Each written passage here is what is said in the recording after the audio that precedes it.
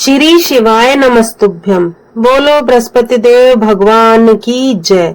भगवान बृहस्पति देव कथा सुनने वाले अपने सभी भक्तों के कष्ट और परेशानियों को हमेशा दूर करते हैं। सच्चे मन से व्रत करने और कथा सुनने वाले सभी भक्त भगवान बृहस्पति देव से मनमांछित फल पा सकते हैं। आइए बृहस्पतिवार व्रत की कथा आरंभ करते हैं। भारतवर्ष में एक बहुत ही प्रतापी राजा थे जो दान धर्म करने वाले थे। वो नित्य गरीबों और ब्राह्मणों की सहायता करते थे, लेकिन उनकी रानी उनके स्वभाव के एकदम विपरीत थी। उसे किसी की भी मदद करना, दान धर्म करना बिल्कुल पसंद नहीं था। वह खुद तो दान करती ही नहीं थी, राजा को भी दान देने से मना करती थी। एक दिन राजा जब शिकार खेलने जंगल में गए तो बृहस्पति देव साधु के वेश में महल पहुंच गए और रानी से भिक्षा मांगने लगे। तब रानी ने परेशान होकर मना कर दिया और कहा कि मैं तो इस दान पुण्य से तंग आ गई हूँ। राजा अपना सारा धन दान में उड़ा रहे हैं। इससे तो अच्छा है ये सारा धन ही नष्ट हो जाए, सारा झंझट ही खत्म हो जाएगा। ना रहेगा बांस और ना बजेगी बांसुरी। ये सब सुनकर साधु बने बृहस्पति देव ने आश्चर्यचकित होकर कहा कि हे रानी, मैं तुम्हारी बातें सुनकर अचंभित हूँ कि धन और पुत्र तो सभी चाहते हैं, परंतु यदि तुम्हारे पास धन अधिक है तो तुम उसको अन्नदान करो और प्यासों के लिए कुएं खुदवाओ। जो निर्धन है बेचारे अपनी कन्याओं का विवाह नहीं कर सकते, उनके विवाह करवाओ। आदि ऐसे बहुत से कार्य हैं जो तुम कर सकती हो। लेकिन रानी ने झुंझलाते हुए साधु महाराज से कहा कि आप मुझे उपदेश न दे तो अच्छा होगा। मैं ऐसा धन नहीं चाहती कि उसे जगह जगह बांटना पड़े। ये सब सुनकर साधु ने कहा कि यदि तुम्हारी ऐसी ही इच्छा है तो तथास्तु। अब तुम ऐसा करना कि पीली मिट्टी से घर को लीपकर अपना सिर धोकर स्नान करना, भट्टी जलाकर कपड़े धोना, और ऐसा करने से तुम्हारा सारा धन नष्ट हो जाएगा।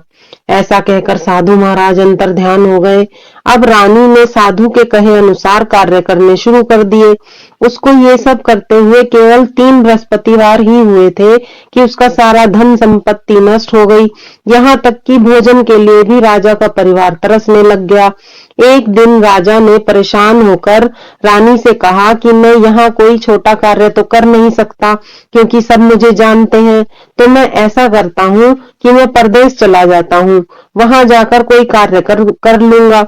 ऐसा कहकर राजा परदेश चला गया। पीछे से रानी और दासी अकेली रह गई।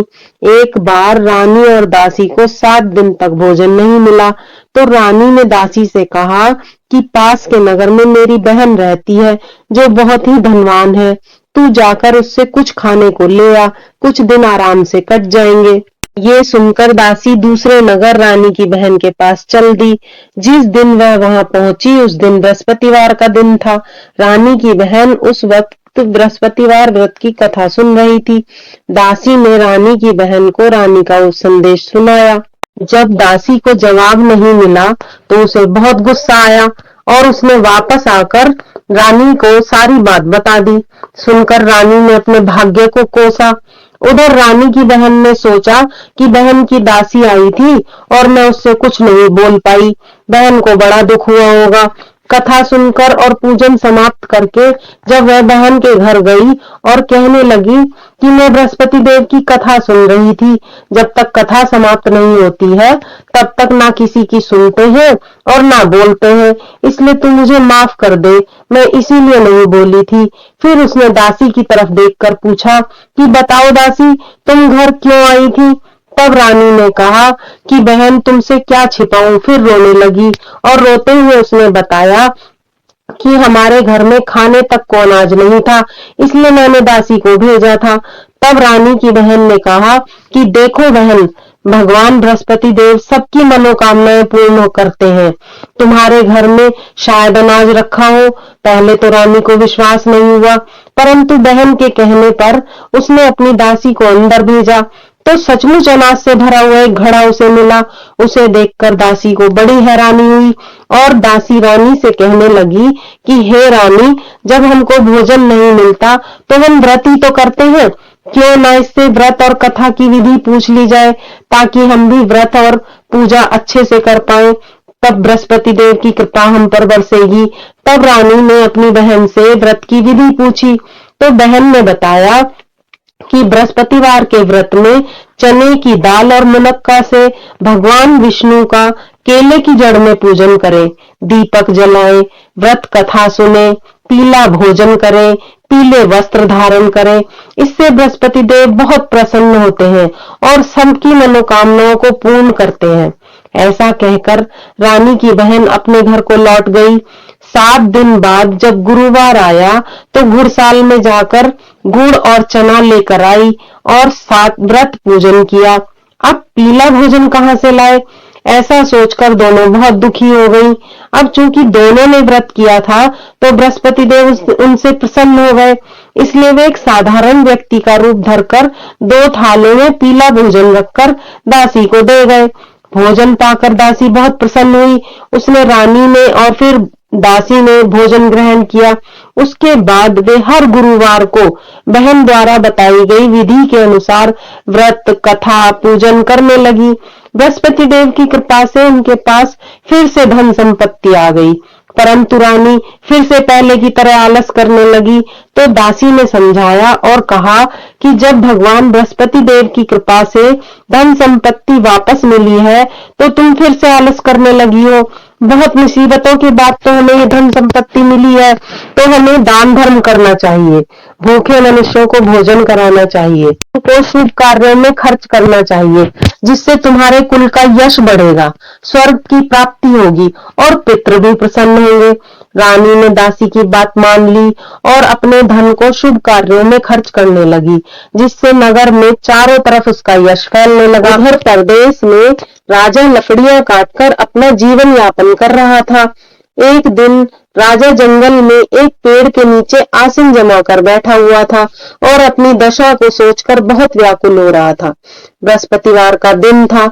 अचानक उसने देखा कि निर्जन वन में एक साधु प्रकट हुए हैं।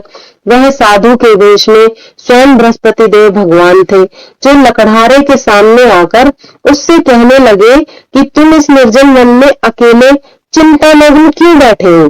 तब राजा ने दोनों हाथ जोड़कर कहा, महात्मा जी आप सब कुछ जानते हो, मैं आपसे क्या कहूँ, और रोने लगा। उसको रोता हुआ देखकर साधु बने बृहस्पति देव ने कहा कि तुम्हारी पत्नी ने बृहस्पतिवार के दिन बृहस्पति देव का निरादर किया है, इसलिए रुष्ट होकर उन्होंने तुम्हारी यह दशा की है। परंतु अब तुम चिंता मत करो और मेरे कहे अनुसार कार्य करो, तुम्हारे सब कष्ट दूर हो जाएंगे। तुम ऐसा करना, बृहस्पतिवार के दिन कथा करना, चने और मुनक्के लाकर उसका प्रसाद बनाना और शुद्ध जल लोटे में भरकर शक्कर मिलाकर अमृत तैयार करना। उसके बाद अपने परिवार व परिवार के लोगों के साथ कथा सुनना, उसमें अमृत व प्रसाद बांटना, फिर स्वयं भी ग्रहण करना।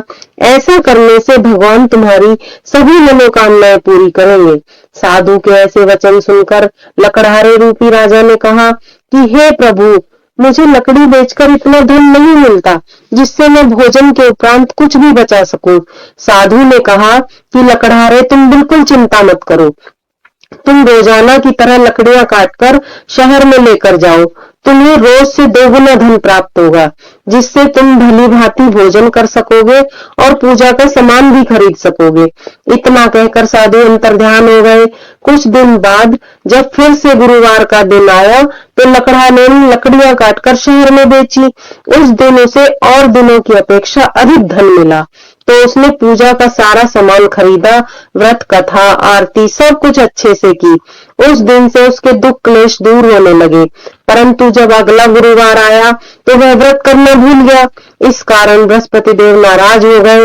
उस दिन उस नगर के राजा ने एक विशाल यज्ञ का आयोजन किया हुआ था और शहर में यह घोषणा करा रखी थी कि नगर में कोई भी अपने घर में आग नहीं जलाएगा और न ही भोजन बनाएगा, सब मेरे यहाँ भोजन ग्रहण करेंगे।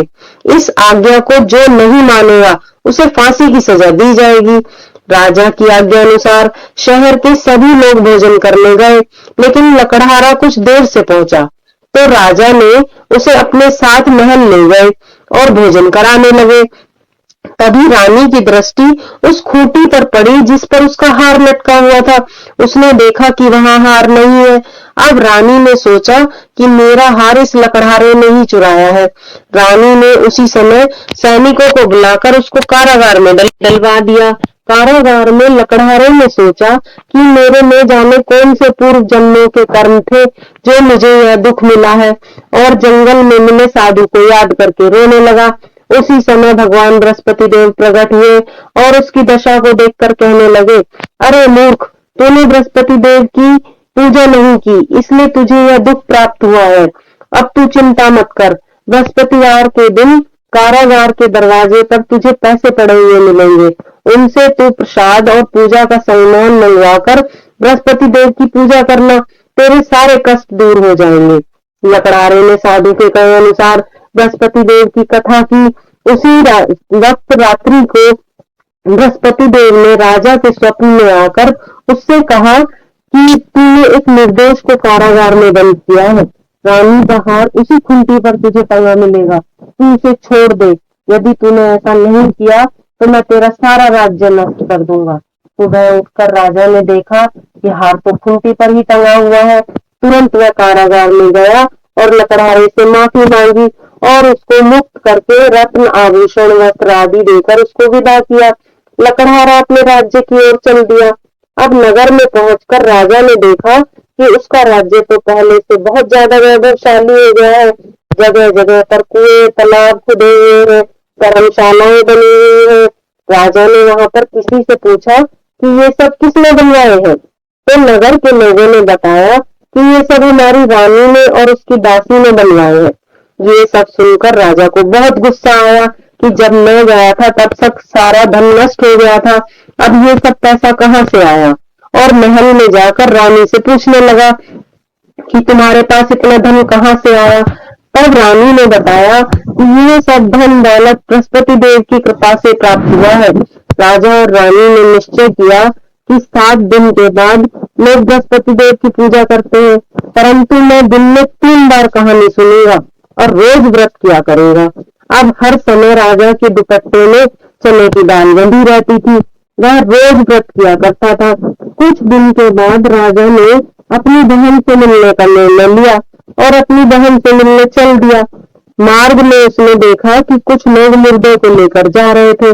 राजा की कथा कहने का समय हो गया था। राजा ने उनसे रोककर कहा कि मेरी बृहस्पति देव की कथा सुन लो। लोग कहने लगे कि हमारा तो आदमी मर गया, इसे अपनी कथा भी पड़ी हुई है।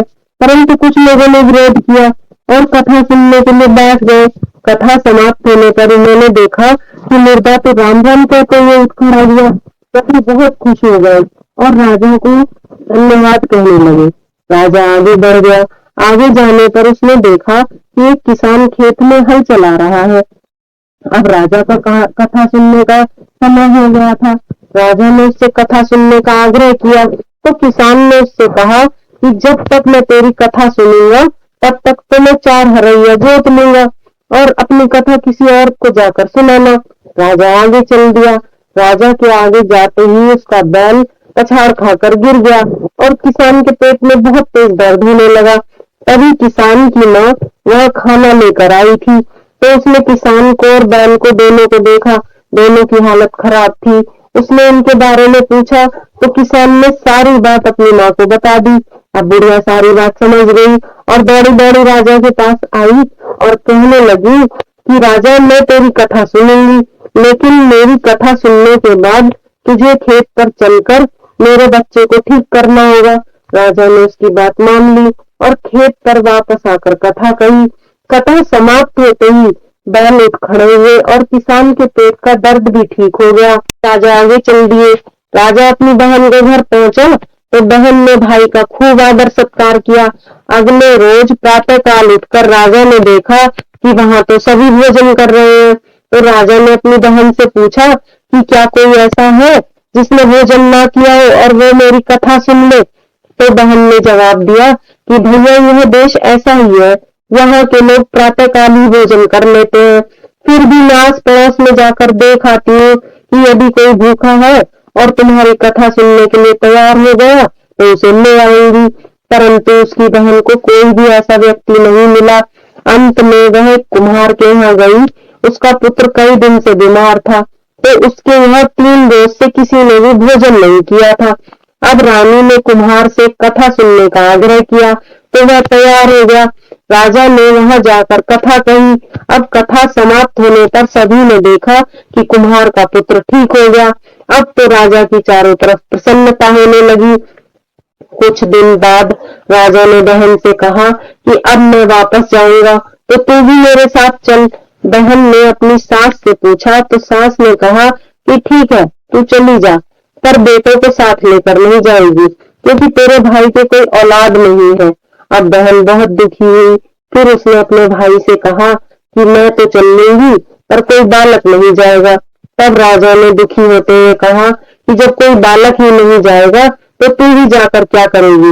और बड़े दुखी मन से अपने राज्य में वापस आ गया और आकर रानी से कहने लगा कि हमें कोई औलाद नहीं है, इसलिए हमारा मुख देखने का भी किसी का धर्म नहीं है, और बिना खाए पिए ही दुखी होकर बैठ गया। तब रानी ने कहा कि बृहस्पति देव भगवान ने हमें सब कुछ दिया है, तो क्या वह हमें औलाद नहीं देंगे? अवश्य देंगे। और उसी रात को राजा को स्वप्न में बृहस्पति देव ने दर्शन दिए और कहा कि हे राजा, तुम्हारी सारी चिंताएं खत्म, तेरी रानी गर्भ से है। राजा को यह सुनकर बहुत खुशी हुई। इसी तरह दिन बीतने लगे। 9वें महीने में रानी ने एक सुंदर पुत्र को जन्म दिया। पूरे राज्य में खुशियां ही खुशियां फैल गई। तब राजा ने रानी को समझाया कि जब मेरी बहन बधाई देने आएगी, तो तू उससे कुछ मत कहना, क्योंकि स्त्री बिना कुछ खाए तो रह सकती है, परंतु बिना कुछ कहे नहीं रह सकती, इसलिए उससे कुछ मत कहना। जब राजा की बहन ने यह खुशखबरी सुनी, तो उसे बहुत खुशी हुई और वह बधाई देने आ गई। तब रानी ने उससे कहा कि घोड़ा चराकर तो नहीं आई, गधा चराकर आ गई है।